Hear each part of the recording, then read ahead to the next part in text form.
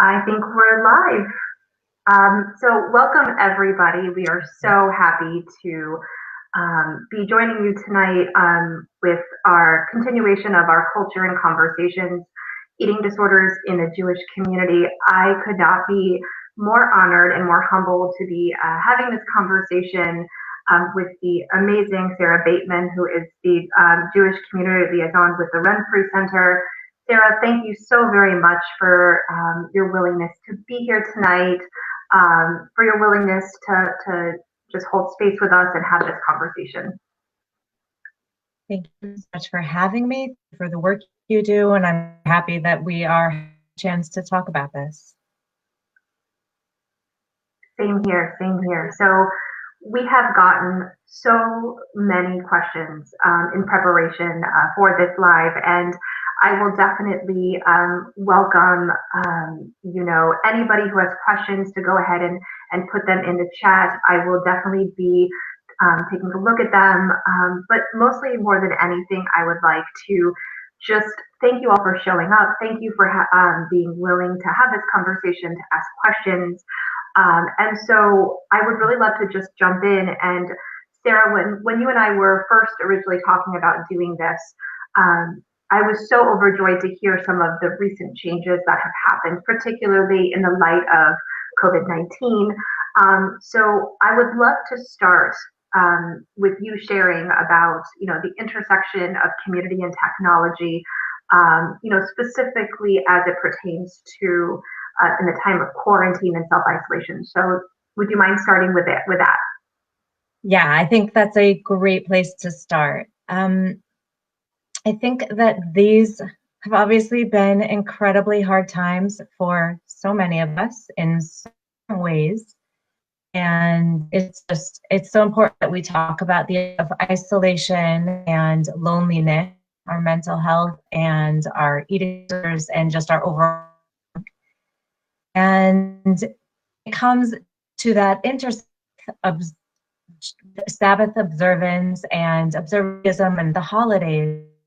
There's just this extra piece that I think is important to talk about, that when it's the Sabbath, when somebody's observing the laws of holidays as well, in Judaism, we don't use electricity, we don't use the telephone, we don't use the internet. So on a normal Sabbath, not in quarantine, we're going to synagogue, we're getting together. The aspect of community is so rich and strong, and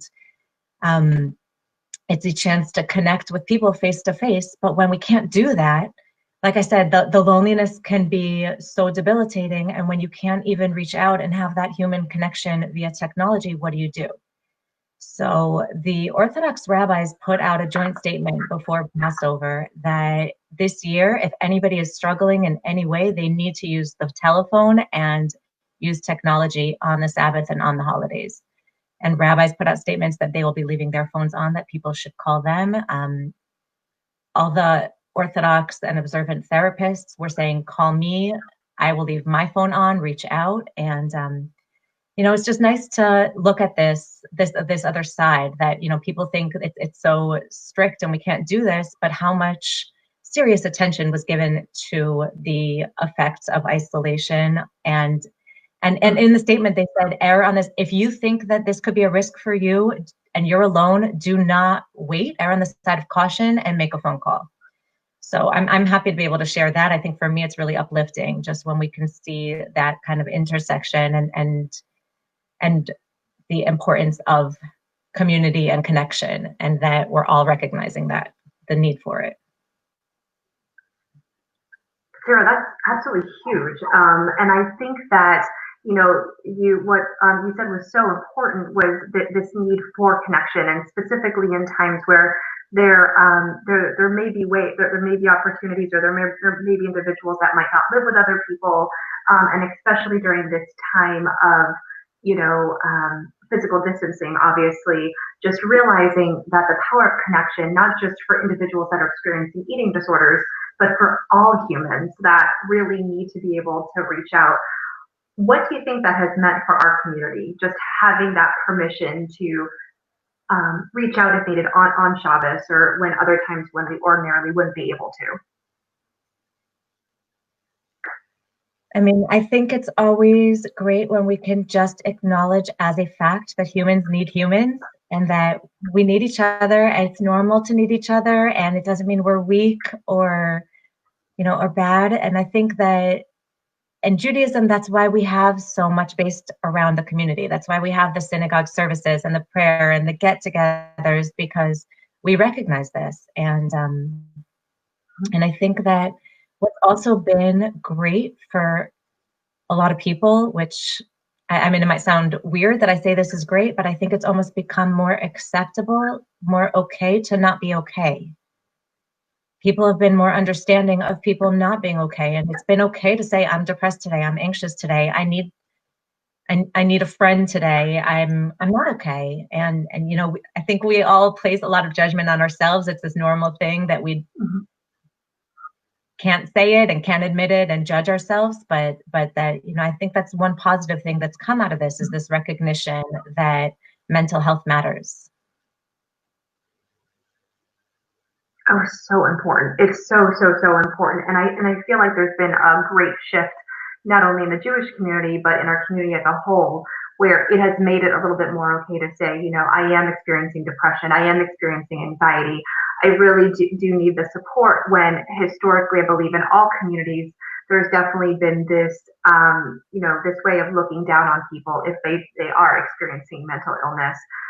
It's a beautiful journey. And I remember, reading the article, and when we were getting ready for this live, you brought it up, just that amazing New York Times article, that about the rabbi sounding the alarm on eating disorders. And I remember, I had already started the Alliance and had done some work within the Orthodox community, and my father sent it to me, and he looked at he actually called me on the phone, and he said, what a game changer this is. My father is a Holocaust survivor, and definitely came from a place where you don't talk about things like this, you don't have conversations. How has that, because I know that you've done so much work within the community and you've seen such a change in the community, how has that change happened? What have you seen throughout the community? Are you asking just what changes have I seen in the recognition of eating disorders in our community? Absolutely. Oh. And even mental health acceptance. Yeah. Okay.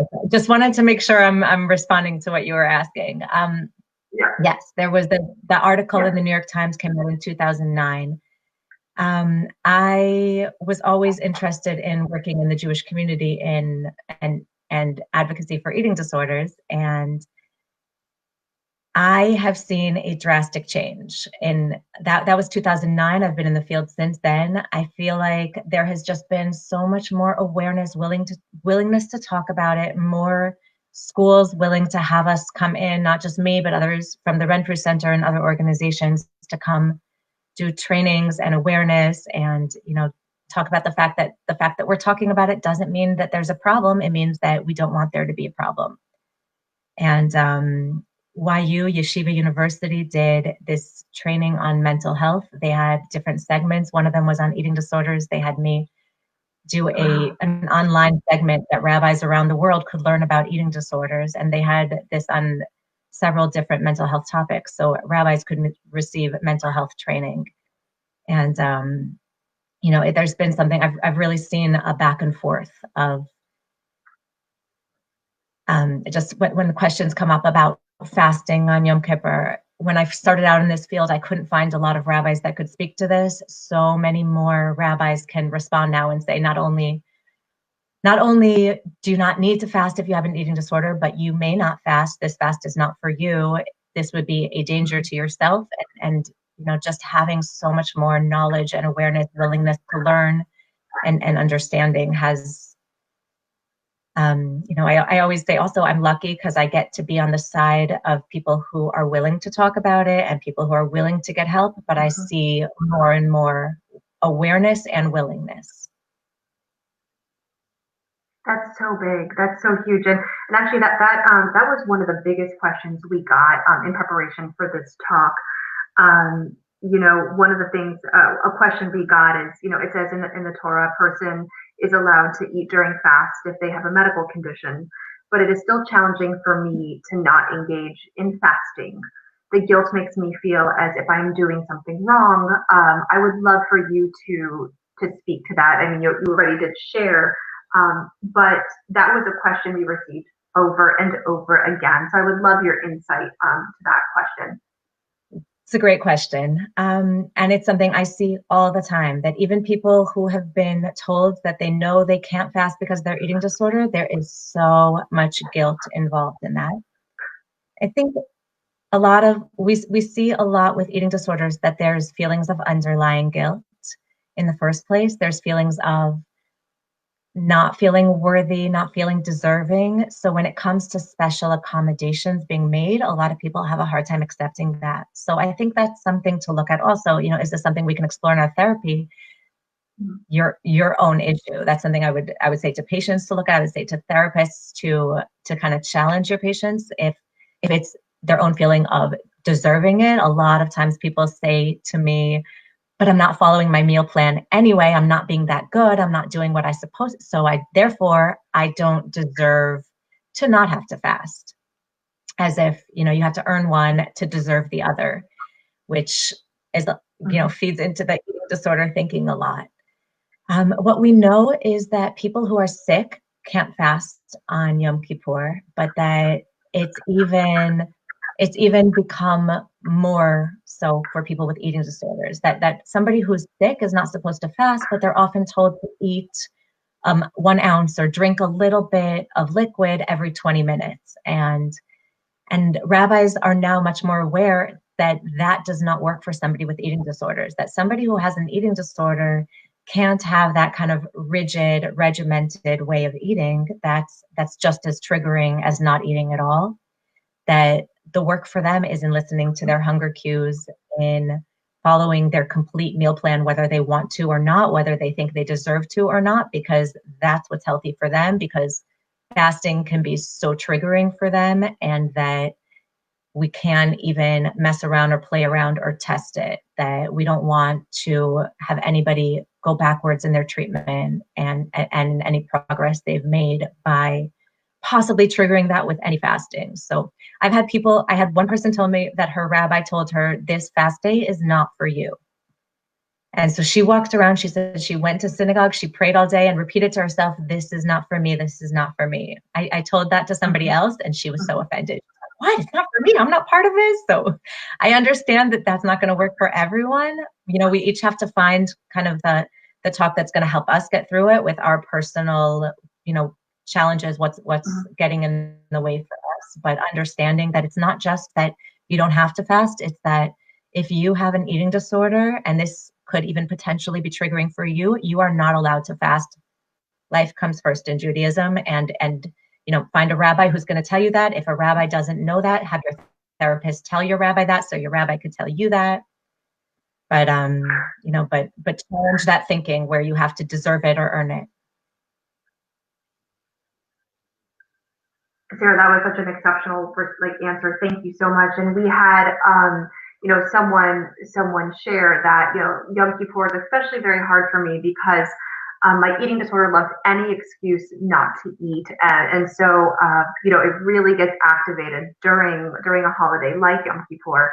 As a clinician, any helpful tools or insight for when the eating disorder, in a sense, I know that for me personally, as someone who is lives a life in recovery, I would definitely say that sometimes I would say my eating disorder would actually hijack Yom Kippur for me.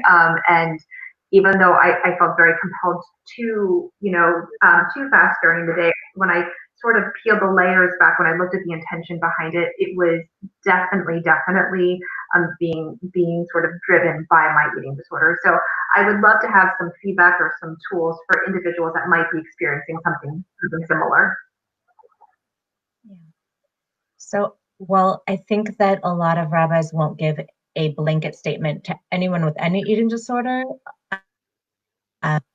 We've worked on just creating rabbis to have, and one of them is if you have any history of restricting, that is a person who should get the blanket statement of you should not ever fast. And And, just those two statements, what you shared that somebody else said, and thank you for your openness and honesty. Just both of those thoughts demonstrate why you should not fast. Understanding that this is when your eating disorder is going to play tricks on you. And this is when you're going to tell yourself, no, but I'm okay and I can. And that's not why. The fact in itself that that's happening are the reasons why somebody who has had the history of restrictive behavior, any kind of hospitalization, any kinds of medical complications because of not nourishing themselves in the past should not even be allowed to try. It should be like against the rules and not something to rationalize or try to determine in the moment. I think that's so helpful. Thank you. Another question that came up in several ways is how to deal with unhelpful, unsupportive comments from family, being judged for not being able to fast or not being able to keep kosher all the time. Do you have any insight for how to navigate on those unhelpful comments with, still, some of the questions that came in was, while being still respectful and, navigating family in a specific culture. Mm-hmm. Okay, so I'll just share that I like the use of human times, and so I'll just throw it as a blanket statement. If somebody's feeling like somebody else is judging them, I like to just say back to them, "Oh, are you judging me right now?" Depending on the person, depending on the situation. If somebody else is not judging you, but you're feeling judged, it can open a conversation. Like, let's say they were coming from a genuine place of asking why you're doing something. Maybe you can talk about it.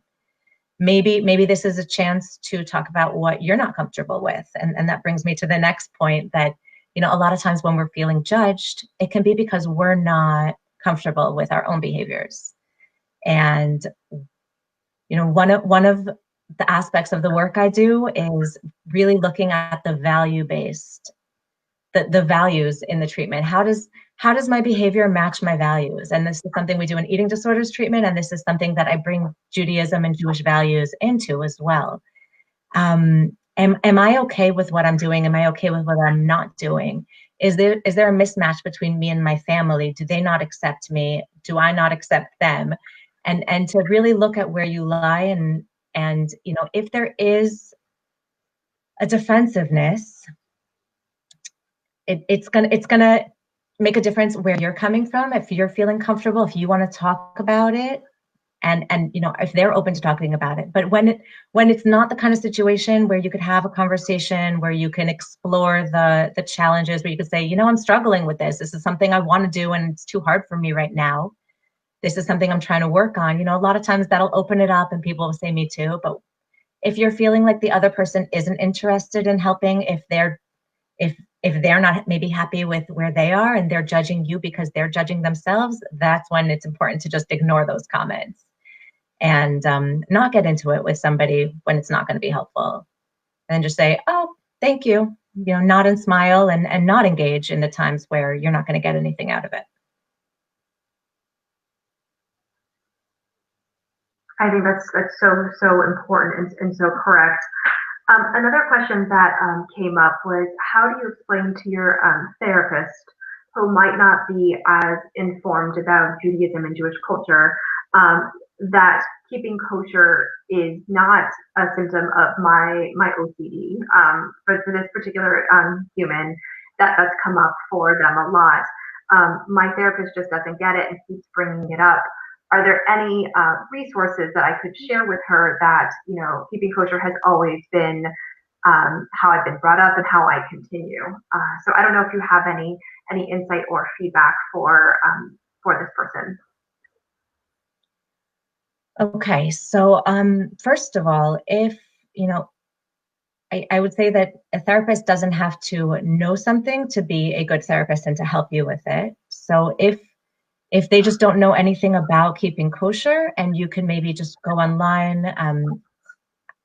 I'm a big fan of just Googling information and having facts when we need it. So if you want to just kind of there's Chabad.org, CHABAD. I use all the time to explain holidays and look for values, reasons. You can go on and print out what it means to keep kosher.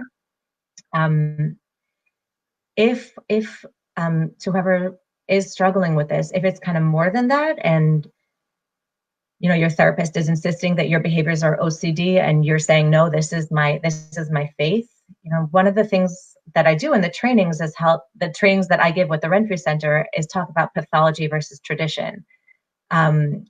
Is this an excuse for my eating disorder? Am I making this up because I think I can get away with it? I could say, oh, sorry, it's against my religion. Or is this a valid religious need that the people who are helping me need to understand and respect?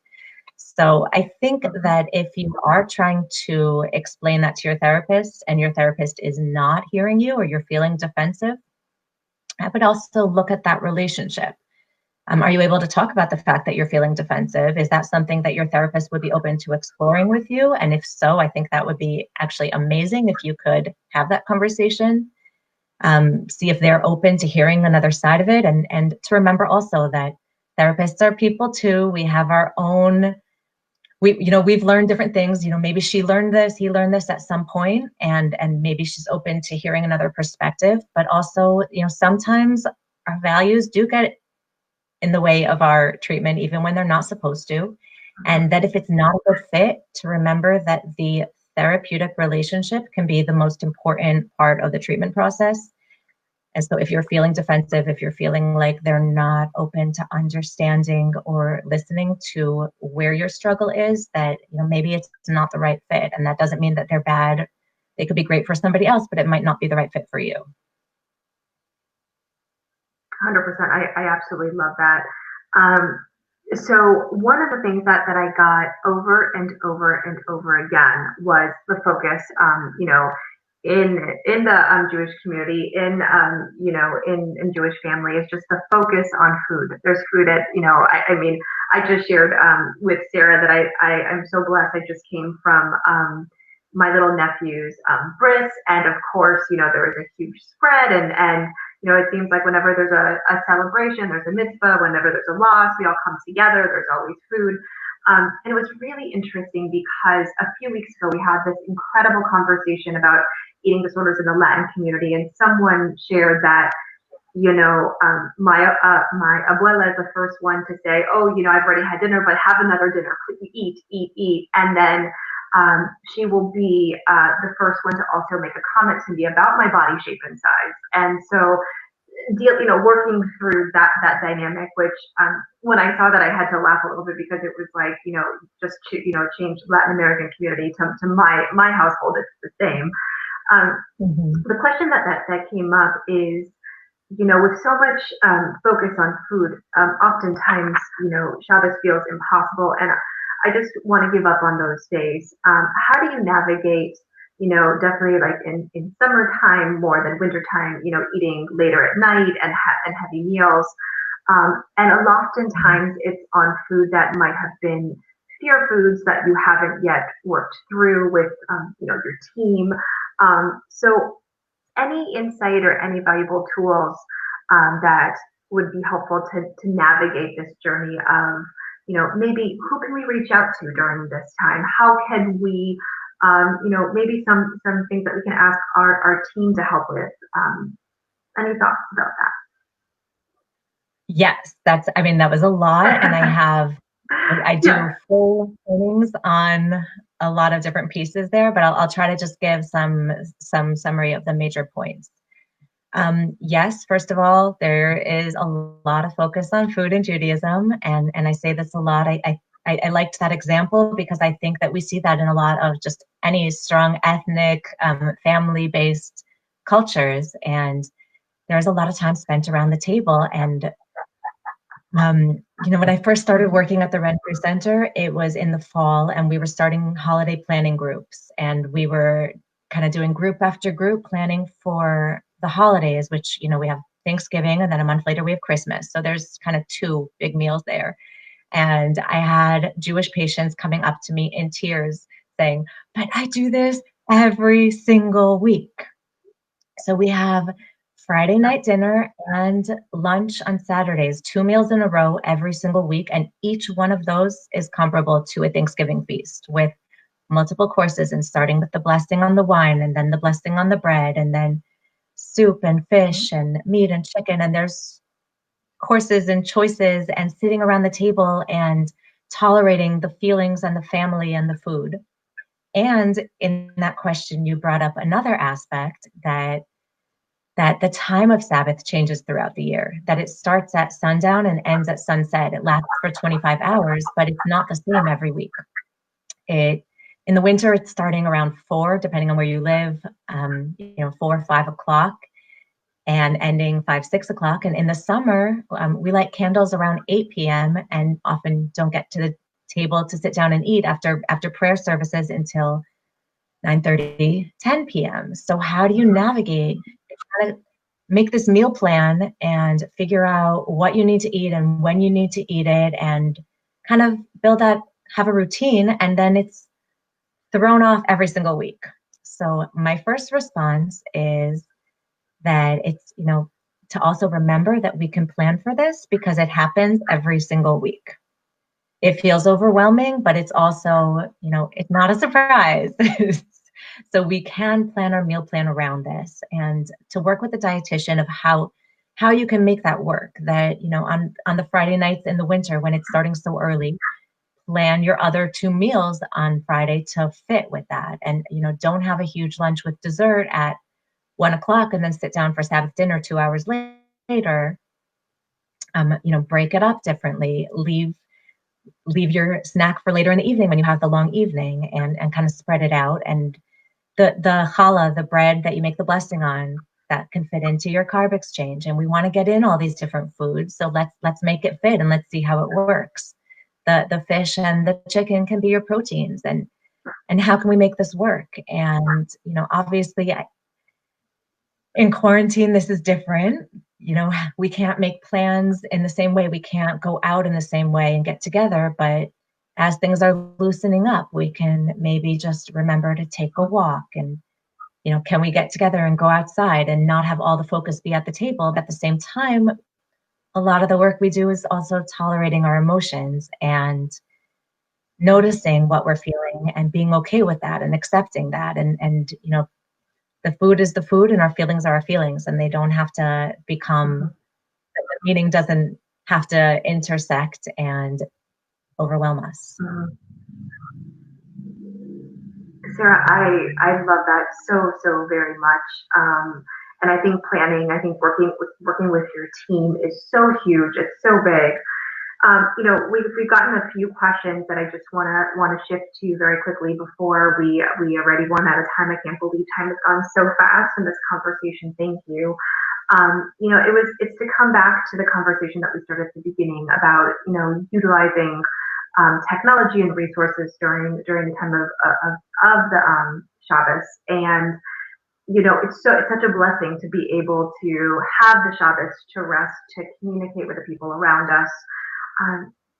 But it can be very, very challenging for a lot of people that, maybe those people around them, their family, their neighbors that are joining at the table have no understanding about eating disorders. They're maybe not, that they might not have ever experienced an eating disorder or knowledgeable about eating disorders, or frankly might be a little ignorant around eating disorders. So do you believe that this relaxation that the rabbis have shared will continue past these moments of COVID-19? Have you heard anything about that? Because it's for a lot of people that shared, they were very surprised and very pleasantly happy, and can talk about what a shift it's going to be for them. So I don't know if you've heard anything if it's going to continue or not. That's a great question. I haven't heard anything about that, but I think, one of the things we're all kind of experiencing right now is that none of us have any idea about anything. Exactly. If I can just humble myself for a second, Sure. I think that we're all in unprecedented times, and none of us have any idea. And we'd all love to know what's going to be. We'd all love to have an answer to some of the uncertainty that we're all feeling, and to have an idea of, what's going to be next and what things are going to look like. But, I think that if I didn't have hope, I don't think I could do what I do. I have a lot of hope. When I see positives, yeah, there's always going to be a person who wants to take you backwards when things are moving forward, but I believe that the majority of people are going to want to move forward. And so I can't say what will be, but I can say that I feel optimistic and hope that those positive changes will last.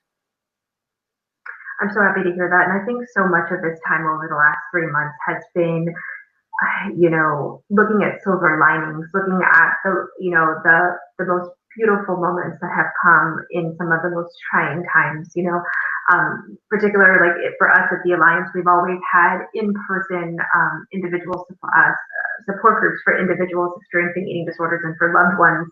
And for years, people would say to me, we should do it online. And I was like, absolutely not. There's too many logistics. I don't know how to do that. And then come March 16th, and we immediately realized that, we could no longer hold in-person groups, and we've shifted to these, online groups that people from around the world are accessing, and we're able to, reach people that we've never been able to reach. And so I think that, I so agree with you, and what you just said really resonated with me as far as, we keep on moving the needle forward, and, in these moments, we realize these things that we would have never even given even an opportunity to look at.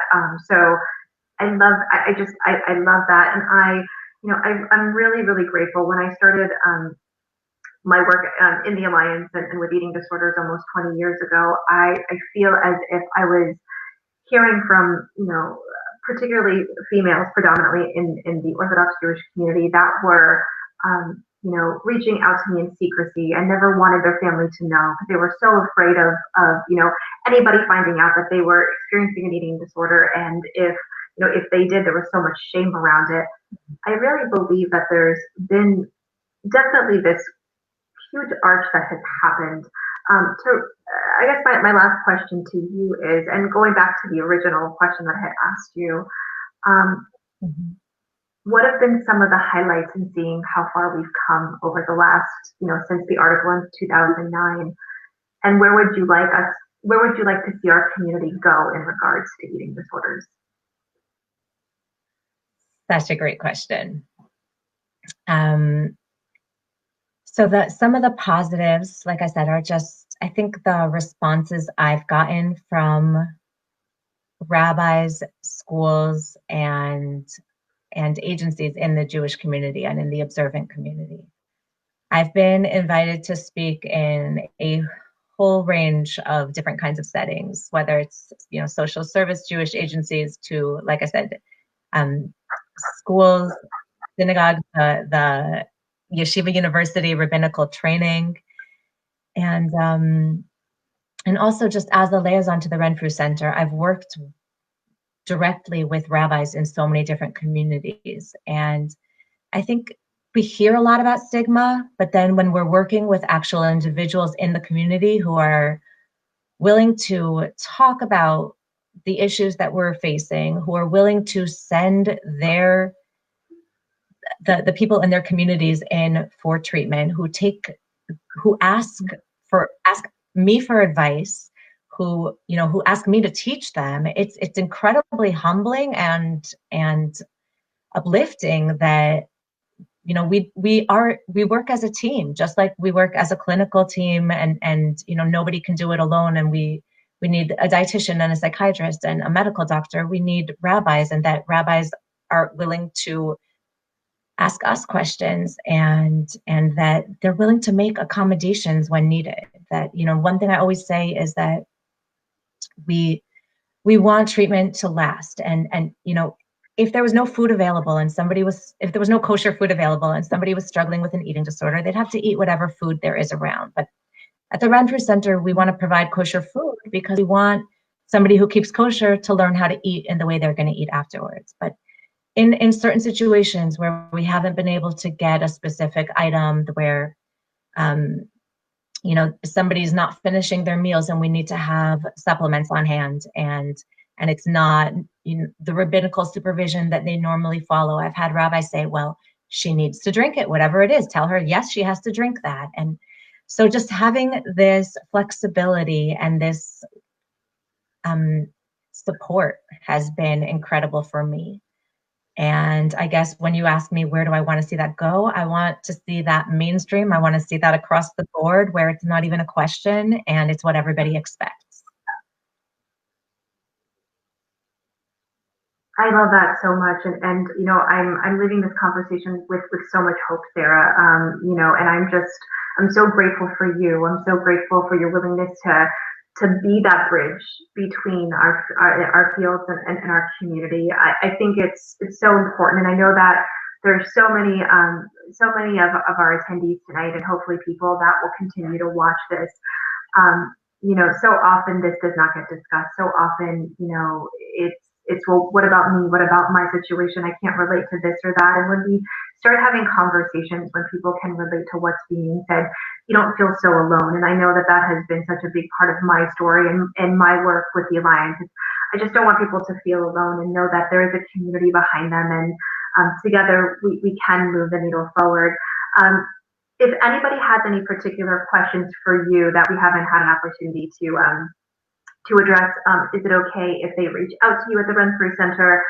They can definitely, get in touch with us, at the Alliance, and we can forward your information. I know that the Renfrew Center has done a beautiful job in really trying to shape and offer, specialized care and support, for the observant community and for the Jewish community. I'm forever grateful to that, for you and to Renfrew for doing that. I just want to also remind everybody who's joining us tonight that so at the Alliance, we offer our 3 free weekly virtual support groups during the time of COVID-19, 2 for individuals that are experiencing eating disorders, as well as 1 for friends and family members. You can find out all that information here on our Facebook page.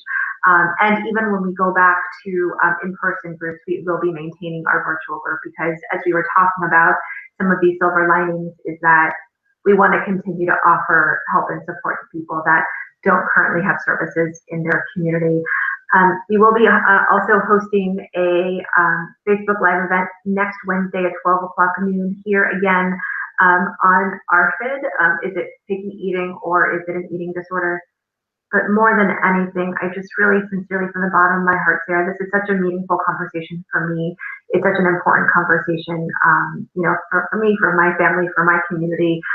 So thank you so much. I don't know if you have any closing words for our attendees this evening. I just want to thank you for having me and giving me the chance to talk about this. I'm just really grateful, and like I said, humbled every time I get the chance to talk about this, and that people are willing to give a platform for these conversations. And I love what you said, that just connecting and sharing our stories helps reduce the stigma. And it's just so great to hear this and to be a part of it. So I thank everyone who joined for listening. And I thank you so much for the work that you do. I think it's just so important and so appreciated and meaningful and necessary. Thank you so much. So here's to continuing important conversations and smashing stigma. Please take care of you. This is an opportunity for us to collectively take a step forward on our journeys, whatever your journey may be. So, Sarah, thank you so much. Renfrew, thank you for joining us tonight. Please take care, and we will see you all soon. Have a really great night, everybody. Bye-bye. Bye.